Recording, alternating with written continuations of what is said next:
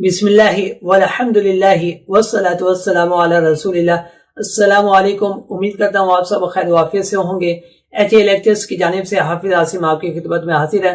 10 class की नई किताब तर्जुमातुल कुरान मजीद का आज लेक्चर नंबर 19 है। आज के लेक्चर में हम सूरतुन नहल के मशकी और इजाफी एमसीक्यूज और मशकी और इजाफी शोर करेंगे और तमाम के तमाम शोर आपको हेडिंग के साथ करवाऊंगा ताकि आपके अच्छे नंबर आ सकें, 100% नंबर आ सके। अगर आप स्टूडेंट हैं या टीचर हैं तो ये चैनल आपके लिए बहुत ही मुफीद होने वाला है, क्योंकि इस चैनल पर इंशाल्लाह 9 class 10 class first year second year के तर्जुमातुल कुरान मजीद, इस्लामियत लाजमी, मुताला पाकिस्तान और उर्दू के लेक्चर अपलोड किए जाएंगे। इसलिए अगर किसी ने अभी तक इस चैनल को सब्सक्राइब नहीं किया तो चैनल को जरूर सब्सक्राइब कर लें।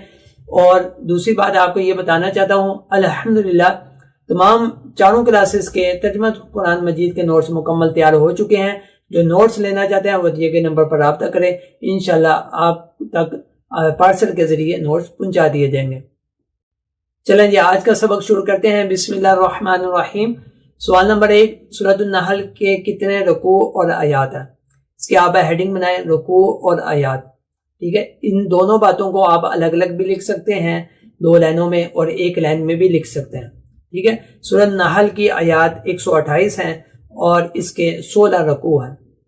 सवाल नंबर 2, सूरतुन नहल को ये नाम क्यों दिया गया? इसकी आप हेडिंग बनाएं नाम की वजह।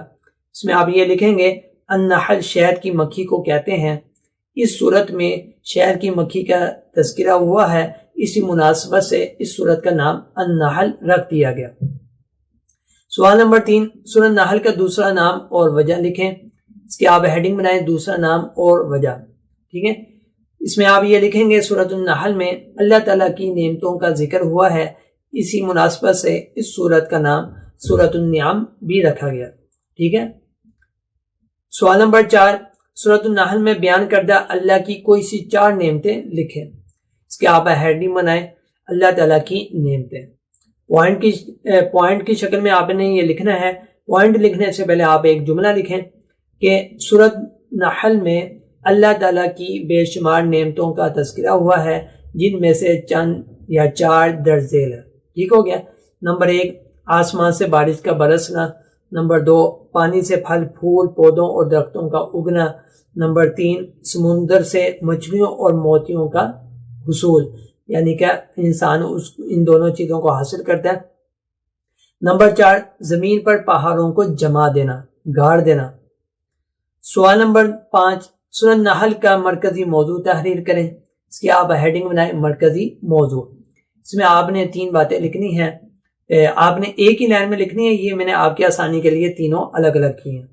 अल्लाह ताला की नेमतों का जिक्र, तौहीद के इस्बात और शिर्क का रद्द। ठीक है, शिर्क का रद्द लिख लें या शिर्क की तरदीद लिख लें, दोनों ठीक है। सवाल नंबर 6, सूरत नहल में किन 2 ग्रोहों का तज़किरा किया गया है? इसके आप हेडिंग बनाएं 2 ग्रोहों का तज़किरा। ठीक है, दोनों को अलग अलग लिखने से पहले आप एक जुमला लिखें, फिर आप पॉइंट की शक्ल में 2 अलग अलग लिख लें। सूरतुन नहल में दुनिया और आखिरत के अहवाल के लिहाज से 2 ग्रोहों का तज़किरा किया गया है जो दर्ज झेल है। नंबर 1, मुनकरीन हक का ग्रोह। नंबर 2, अहले ईमान का ग्रोह। ठीक हो गया। सवाल नंबर 7, सूरतुन नहल में मुनकरीन हक की कौन सी निशानियां बयान की गई हैं? इसकी आप हेडिंग बनाएं मुनकरीन हक की निशानियां। ठीक है, पहले आप एक जुमला लिखें, फिर पॉइंट की शक्ल में निशानियां आप लिखेंगे। इसमें आप ये लिखेंगे सूरतुन नहल में मुनकरीन हक की दर्ज झेल निशानियां बयान की गई हैं। नंबर 1, शिर्क करते हैं। नंबर 2, आखिरत पर यकीन नहीं रखते। नंबर 3, कुरान मजीद को पहले लोगों की कहानियां कहते हैं। नंबर 4, नाशुक्री करते हैं। ठीक हो गया। सवाल नंबर 8, अदलो एहसान का मफहूम तहरीर करें। ठीक है, इसके आप हेडिंग बनाएं अदलो एहसान। इसमें आप ये लिखेंगे अदल का माना है जिसका जितना हक है उसको उतना दिया जाए। एहसान का मतलब ये है कि किसी के हक से बढ़कर उसको अदा करना। सवाल नंबर 9, सूरतुन नहल में कौन से माशरती अहकाम बयान हुए हैं? इसकी आप हेडिंग बनाएं माशरती अहकाम। इसमें आप ये लिखेंगे सूरतुन नहल में मुसलमानों को माशरती अहकाम का हुक्म दिया गया है, जिनमें से चंद दर्ज झेल हैं। اس کو پوائنٹ کی شکل میں بھی لکھ سکتے ہیں یا ایک ساتھ بھی لکھ سکتے ہیں۔ عدل و احسان اور رشتہ داروں کے حقوق ادا کرنے کا حکم دیا گیا، بے حیائی، ظلم، زیادتی اور نافرمانی سے منع فرمایا گیا۔ ٹھیک ہو گیا۔ اس کے بعد سوال نمبر 10، سورہ نحل میں حضرت ابراہیم علیہ السلام کا تذکرہ کس طور پر آیا؟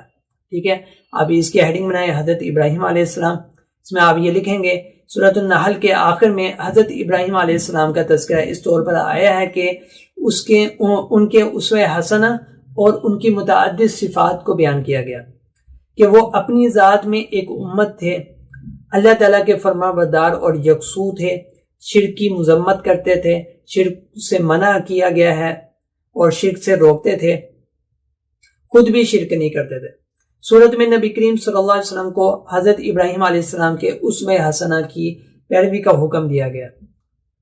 سوال نمبر 11، سورۃ النحل کی روشنی میں دعوت دین کے کون سے 2 اصول بیان ہوئے ہیں؟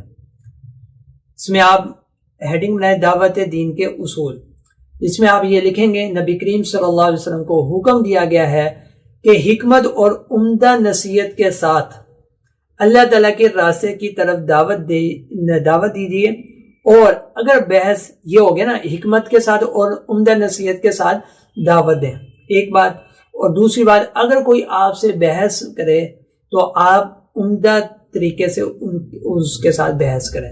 ٹھیک ہے، اس کے بعد MCQs آ جاتے ہیں، یہ MCQs اضافی بھی ہیں اور ایکسرسائز والے بھی ہیں۔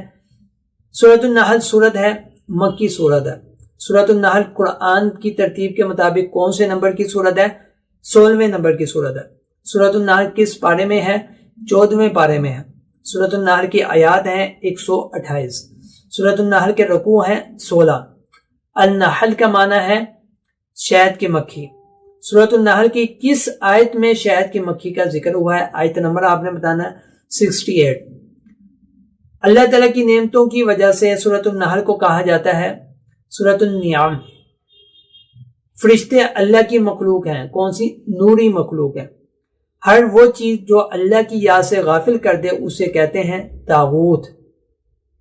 سورۃ النحل میں قرآن مجید کے لیے لفظ آیا ہے ذکر۔ ٹھیک ہے، اور یہاں پر یہ بتا دوں طاغوت سے کیا مراد ہے، یہ شور بن سکتا ہے آپ کا۔ ٹھیک ہے، جس کا جتنا حق ہے اسے اتنا ہی ادا کرنا کہلاتا ہے عدل۔ کسی شخص کو اس کے حق سے زیادہ دینا یہ کیا کہلاتا ہے؟ احسان۔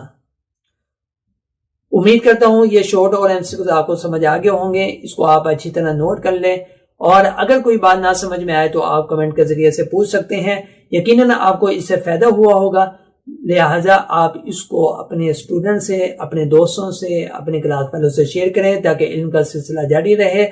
ساتھ رہنے کے لیے اس چینل کو سبسکرائب کر لیں۔ انشاءاللہ ان قریب ملاقات ہوگی، تب تک کے لیے حافظ، ان کو اجازت دیں۔ السلام علیکم۔